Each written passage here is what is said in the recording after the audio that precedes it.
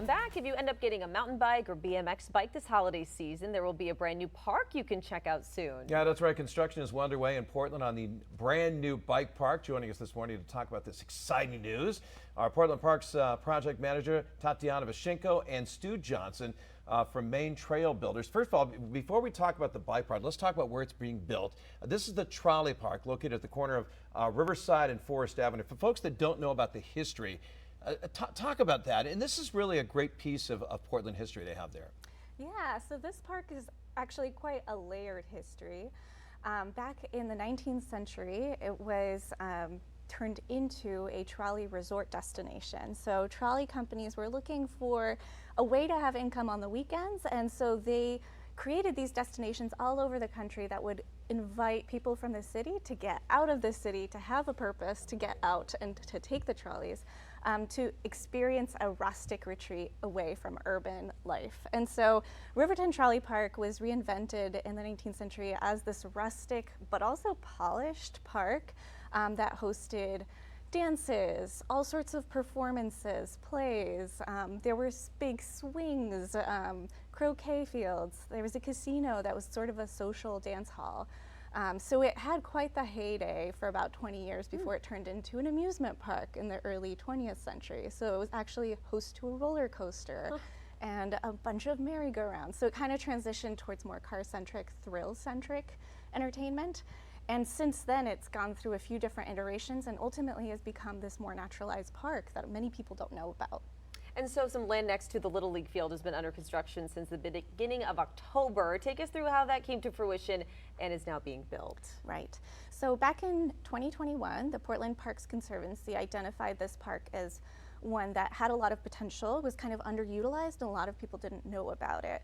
So they kicked off this public engagement effort and involved in-person tours of the park for anyone who was willing to attend. It involved online surveys and an online meeting, and basically shared the history of the park and invited community members to share their ideas of how we could activate it more and how we could get more people to use this space.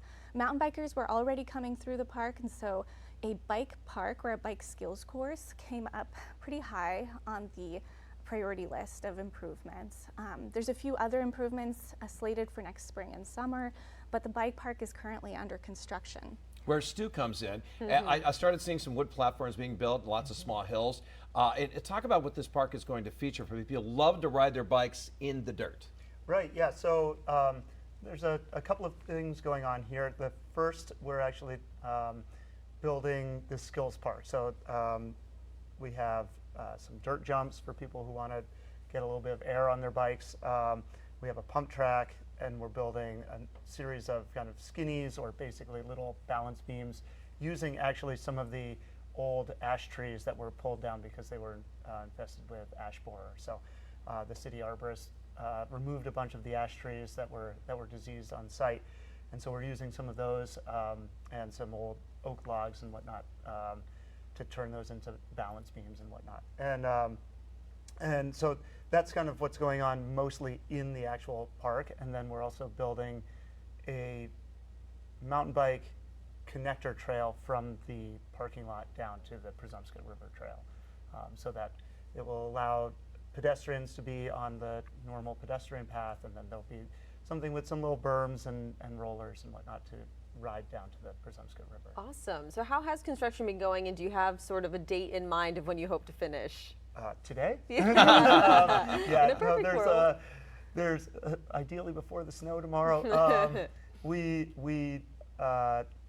There was a lot to be done around the permitting side of things for sure with this project, and so we're hoping we've finished a vast majority of all of the dirt work and whatnot. At this point, we're finishing the start platform. So there's an 8-foot platform for the beginner and intermediate roll-in, and then a 12-foot platform as the advanced roll-in for the dirt jumps.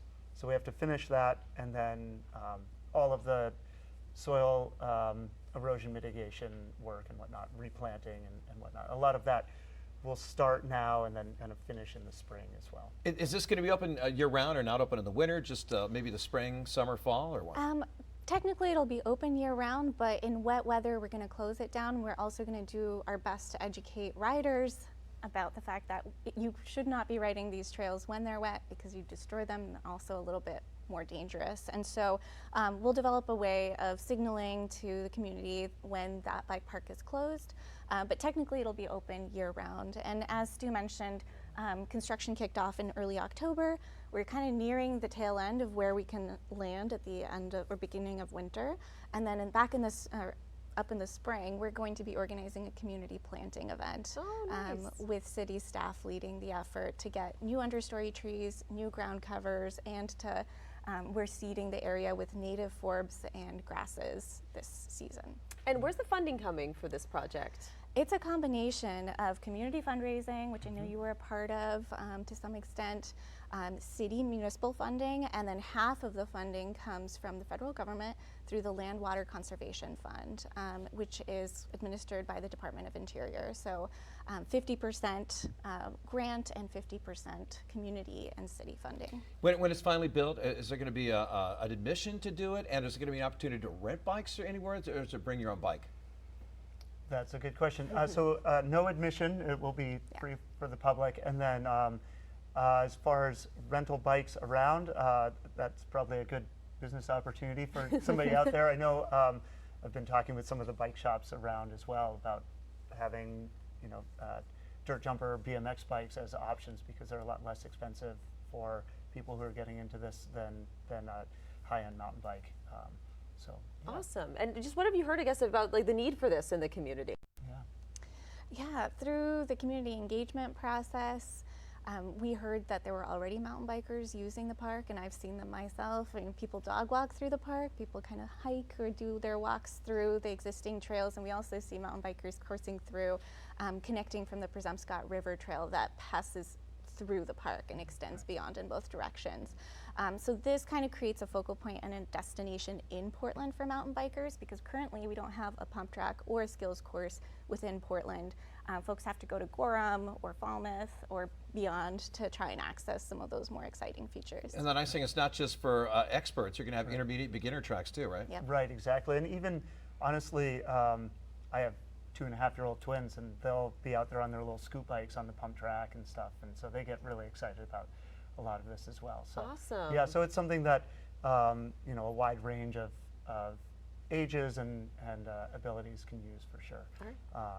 And it's also great working, and for the location of this being right off of Riverside and Forest, there's so many people that go by it, that see it, just like you did, that stop in and are curious to find out what's going on. They're like, oh, my kids are getting a bike for Christmas, and they're, as you mentioned, and so they're pretty excited to A lot be of able to use that. excitement. Great. Well, we're excited. Keep us posted on how everything goes, and hopefully in the spring we can get it up and going. I got a mountain bike. I don't know. Yeah. Those are tall. It's about as big as our ceiling here at that one platform. It's kind of Man. intimidating. It this is. track. Yes. It looks Man. cool though. But yeah, that way you can start on the Beginner trail. beginner trail. And we Okay. actually, one of the things we're putting in there is one of the jumps. There's an option that will actually have some sort of foam underneath with a rubberized mat on top of that. Road trip for me and Katie. Yes. Thank you both so much.